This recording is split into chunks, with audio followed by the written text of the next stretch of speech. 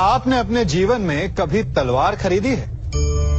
क्या देखकर तलवार खरीदते हैं? उसकी मयान देखकर या उसकी धार देखकर? अरे, मैं भी कैसा प्रश्न पूछ रहा हूं आपसे। ये आवश्यक थोड़ी कि आप कोई योद्धा या क्षत्रिय हो। ये भी हो सकता है कि आप कोई व्यापारी, कोई छात्र या शिक्षक हो। तो चलिए मैं आपसे ये पूछता हूं कि आप नए वस्त्र कैसे खरीदते हैं? क्या उसका रंग रूप देखकर खरीदते हैं या उसकी गुणवत्ता देखकर? गुणवत्ता देखकर, है ना? ठीक उसी प्रकार जब आप किसी मनुष्य से मिले तो उसके रंग रूप पर मत जाइए, उसका आचरण समझने की चेष्टा कीजिए, उसकी मेधा, उसकी प्रतिभा का मूल्यांकन करने का प्रयास कीजिए।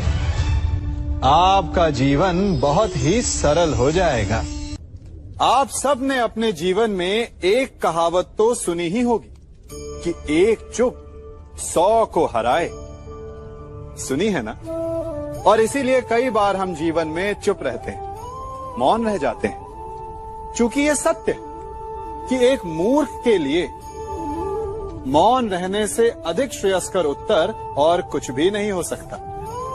परंतु क्या जीवन में सदैव मौन रहना, सदैव चुप रहना क्या उचित होता है? नहीं। जहां पाप का बल बढ़ रहा, जहां छल हो रहा, वहां मौन रहने से अधिक गंभीर अपराध और कुछ नहीं हो सकता। मौन रहकर कदाचित आप समस्या से बच जाएं, परंतु आप संसार को समस्याओं में उलझा देते हैं। इतिहास साक्षी है कि पापियों के उद्दंडता ने संसार को इतनी हानि नहीं पहुंचाई जितना कि सज्जनों के मौन ने पहुंचाई। यदि कोई मूर्ख बोल रहा है तो मौन रहना उचित है, परंतु यदि कहीं अपराध हो रहा, छल हो रहा, तो उठिए और विरोध कीजिए, क्योंकि आप भले ही न से, परंतु आपकी आने वाली पीढ़ी इस पाप के दंड को अवश्य सहेगी।